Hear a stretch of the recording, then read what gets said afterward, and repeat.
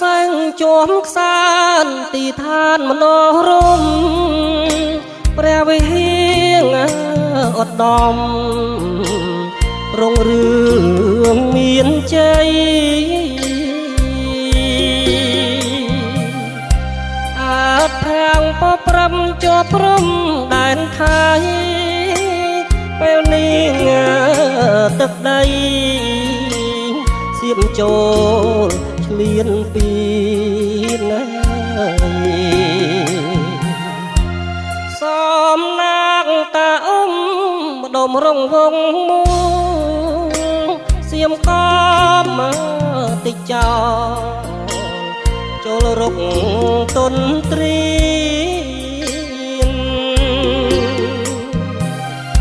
គាត់បន